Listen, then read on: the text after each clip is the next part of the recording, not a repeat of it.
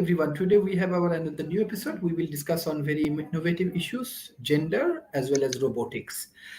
Two different things, but how we can merge together. Professor David Smith. Sharif, I love your introduction of it that way, is that they're two different things, but that they are coming together. And I think that is a truth as we look forward, as we see a lot of the advances.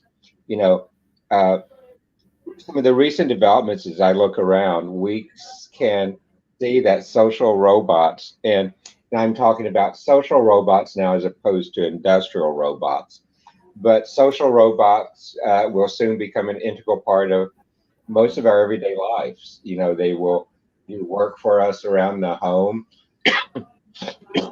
They will be companionship, particularly for people who are at home alone or with minimal capabilities. They're going to offer all types of companionship, and even will become best friends, and in some instances even become uh, sexual partners with people going forward. In recent years, we've seen just dramatic links in robotics and artificial intelligence and machine vision and natural language processing in different areas that have really made this come together much faster than we can see. A growing number of robots are being programmed to function in social interactions with humans. We've seen them introduced all around the world.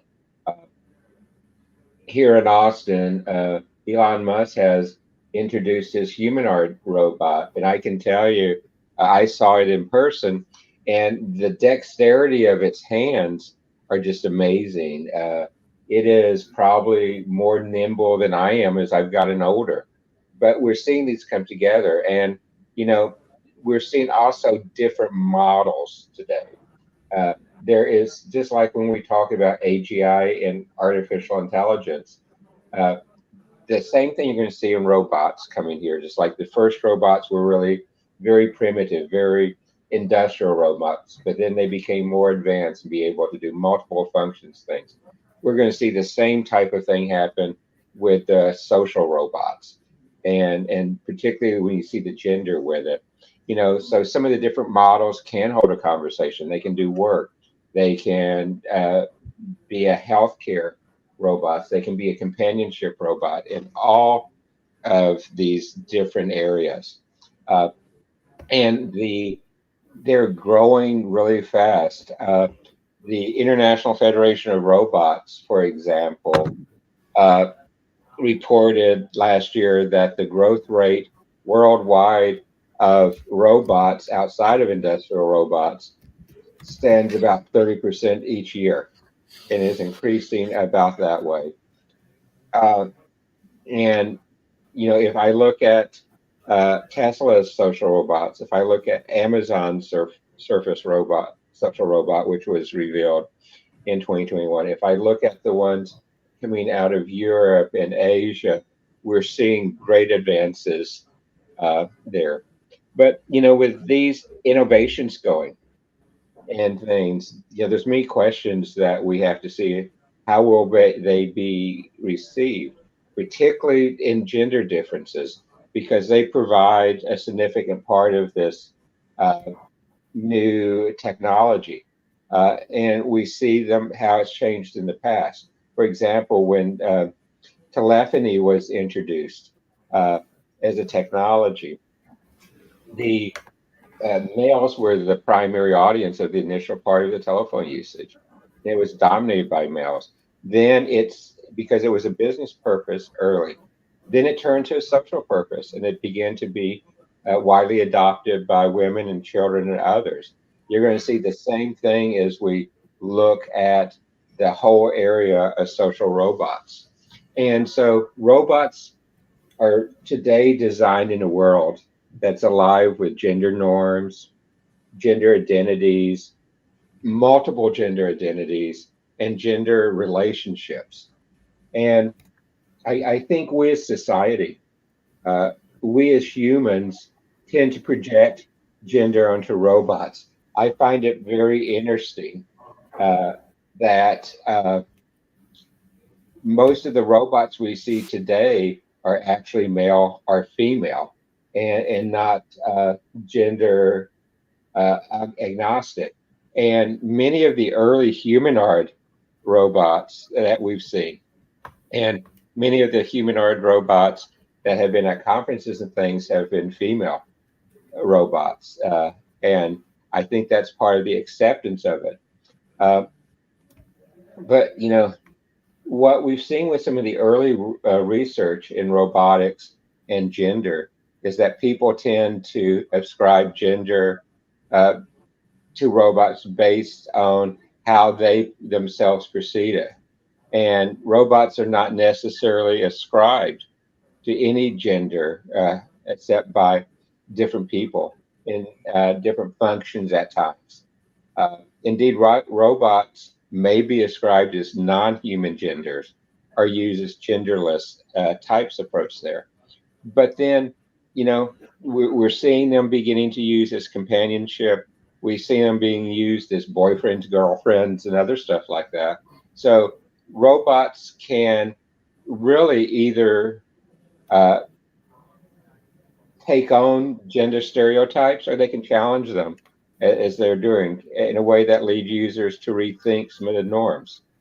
As robotics gets better, as the artificial intelligence, as the sensors, as the tactical things like as I was talking about Elon's Musk with amazing tactician in the hands and things.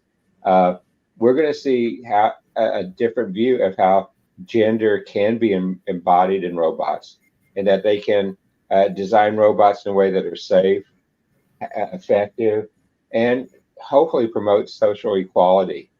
And you're beginning to see those in a lot of different places. There's even a couple of papers out that talk about gender neutrality in robots, and they're proposing a framework for this, just like we see frameworks in software development, just like we see frameworks in place for climate change and many other areas like that. So it's one that, again, we're seeing a lot of interest going forward, and uh, the the the stereotypes, the cultural influences, and really the robotic applications, like I said. Is it something that is like Rosie the robot in the Jetsons, which is cleaning the house and cooking the meals? Is it a healthcare robot?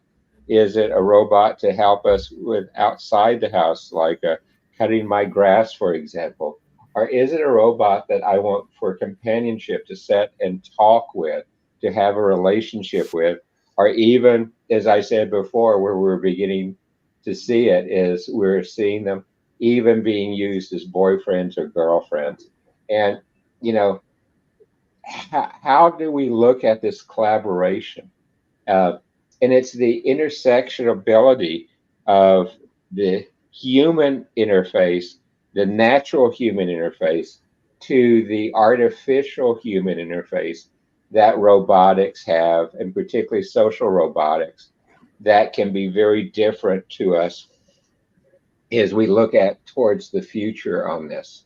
Uh, and it's one, like I said, that it's still being defined as we are now. We're in very early stages. This is kind of like where we were on the internet 20 years ago, but the pace of innovation has been increasing so fast. This is not going to take that long. And are there places where uh, a gathering of robots, be them male robots or female robots, what happens when you have a gathering of robots uh, come together and they're not really doing the task with Homo sapien humans there, but they're working with each other? What are the cultural norms, the social norms, the sexual norms that will happen if you just have a gathering of these future intelligent, autonomous, humanoid robots? Uh, are they going to network, Dr. Sharif, like you and I do when we go to events? Are they going to work with the other robots and say, gee, what's the weather going to be? Or gee, look at Sally and Bob robots over there. Aren't they making a fool of themselves? Will they have that type of social interaction and norms as well when it's just a gathering of robot robots? And, in that instance, gender might or might not have a very interesting part of it when you see it when there's a gathering of robots. And as they do this, do they amplify some of our social norms or some of our social inequalities today?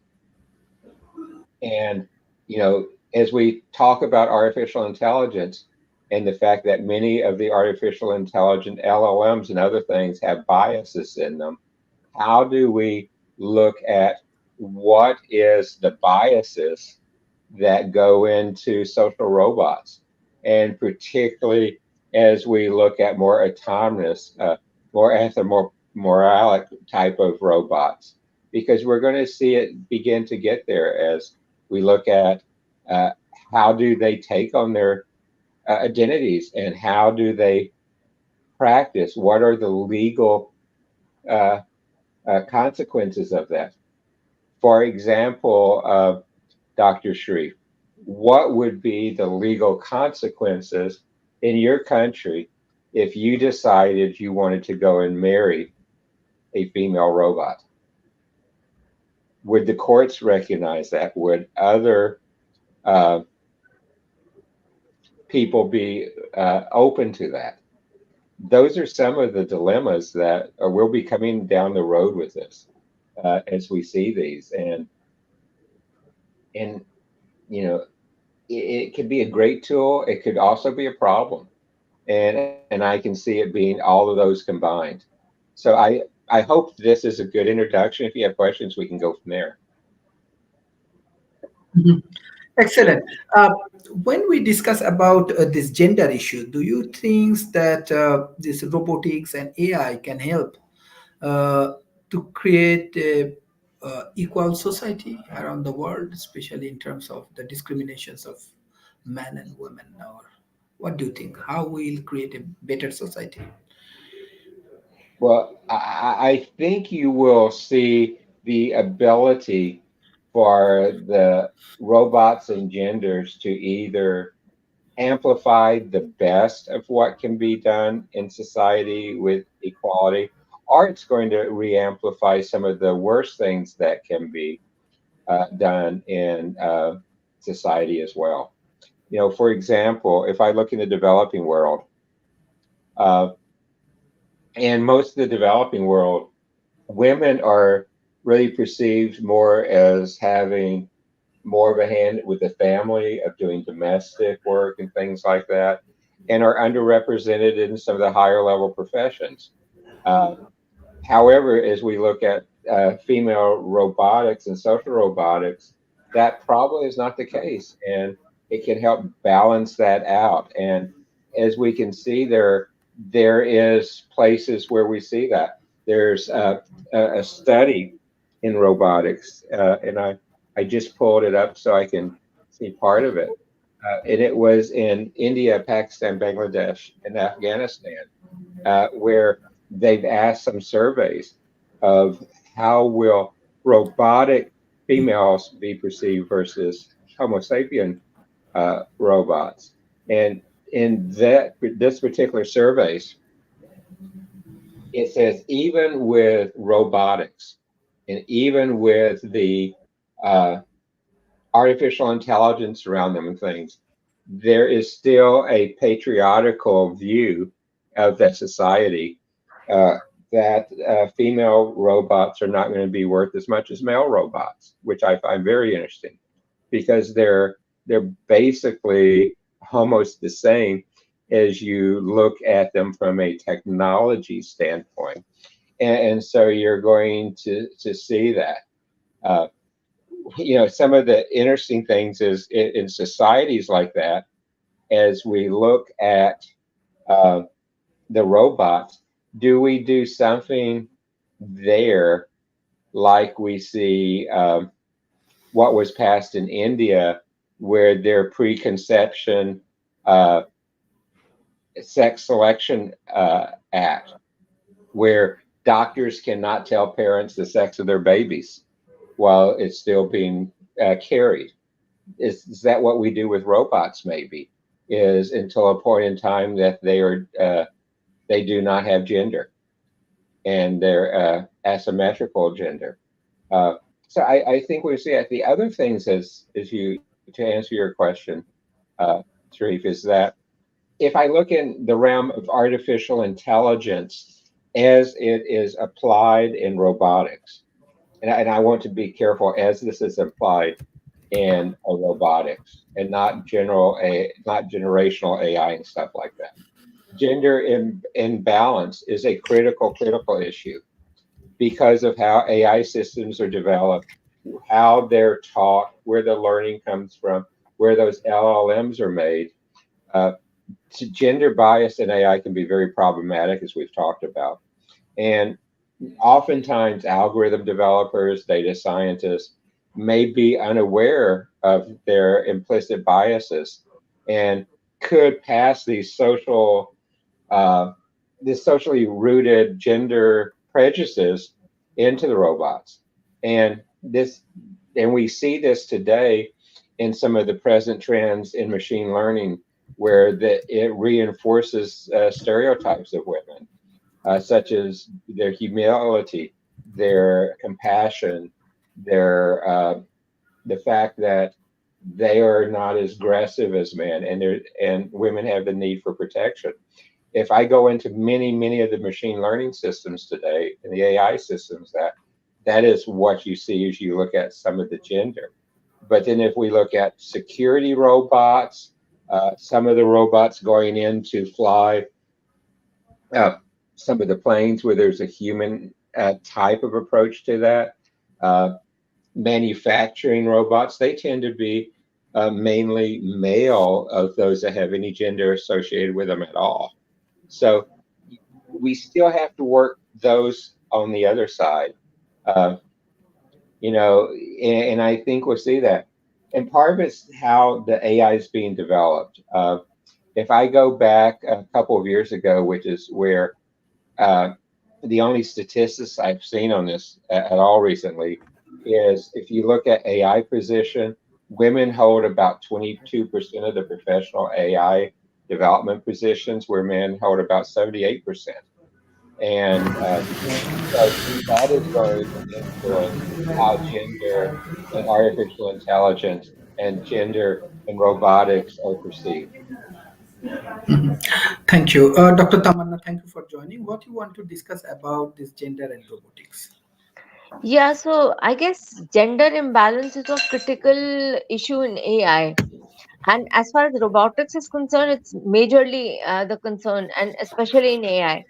Because of how AI systems are developed, gender bias in AI can be extremely problematic.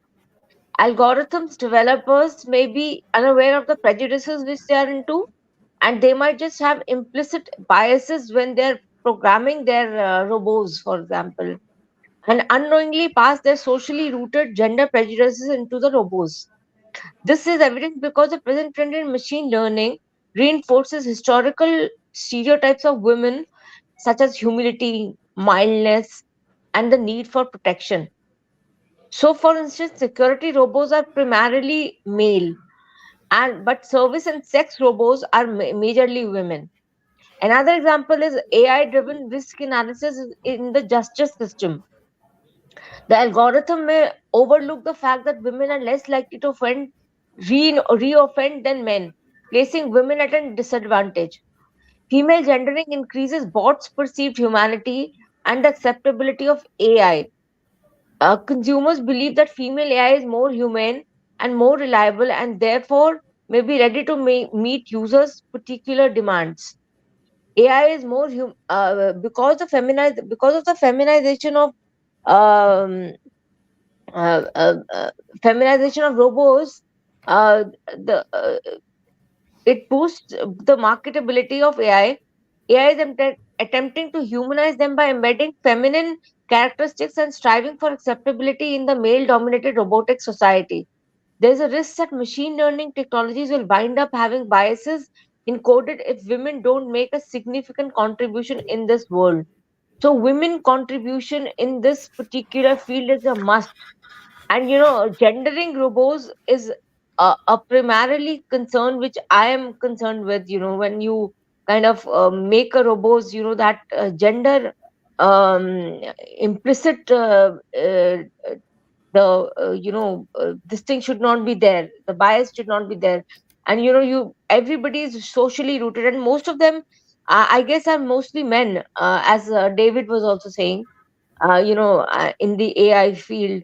And so most women, especially in countries like Bangladesh and India and Pakistan, we need to have more women in AI, and construct a world's computer system which is more gender friendly. And probably, even if it has to be gender neutral, it should be imbibed with gender concerns. Thank you. Professor David Smith, what's your closing remarks for today's sessions? We have another session after that. Dr. Tanner, I agree with what you said there, in that as we look at gender, it is one of those issues that I think we need to work with forward. And in that, hopefully, as we look at the application of AI with robotics and with how it can be used, that can be an inflection point to begin to make some changes in this area.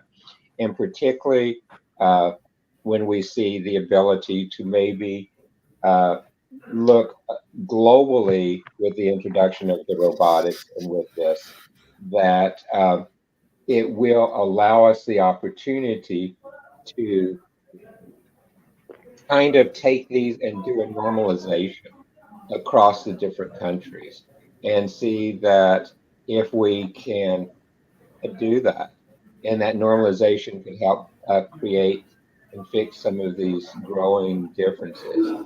Now, humankind is one very important part, but humankind is only one thread of what we do in the world. As we talk about so many times, we have to look at things in the context of the fact that the world is a system of systems, it's a system of humans, a system of animals. Some of the first autonomous robots were not human, they were animals, they were dogs, they were things to explode it. The first one out of some of the leading robot companies were all four-legged and were shown that way. The first industrial robots were just arms, period. So as we see this, and we see that these robots are receiving more and more attention, we need to work to make sure that gender is well represented, both gender how it can be applied, but also gender from the different roles that each of the different types of social robots take. So, Sharif, thank you. Thank you. Dr. Tamanna, what's your closing remarks for today? Yeah, so I guess presently women hold only 22% of worldwide AI positions, while men hold majorly 78% of the AI positions. So according to, and the I guess it's worse in developing world.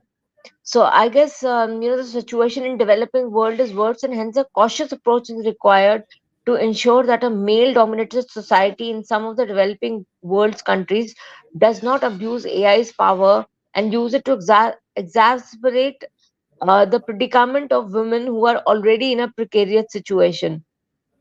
So women technology, the manifestation of technology, has to take care of women concerns. And till the time that doesn't happen, we will kind of make a society which is more patriarchal. And the feminist movements um, success till now would be it would be dissipated in this situation. Thank you. Thank you. Thank you. Thank you for joining today's session. See you in the next session.